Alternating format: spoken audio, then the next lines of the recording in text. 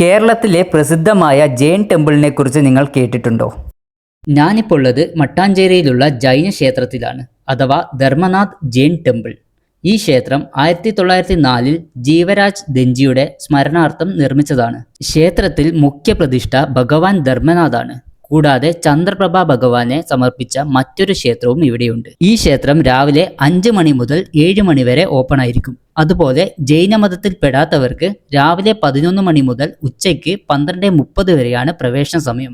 ഉച്ചയ്ക്ക് 2000ഓളം വരുന്ന പ്രാവുകൾക്ക് ഭക്ഷണം കൊടുക്കുന്ന ഒരു ആചാരം ഇവിടെയുണ്ട്.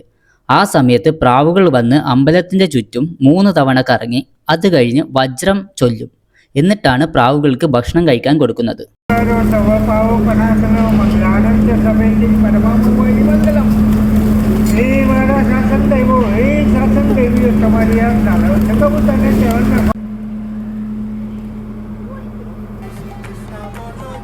പ്രാവുകൾക്കായി ഒരു കൂടും ഇവിടെ നിർമ്മിച്ചിട്ടുണ്ട്.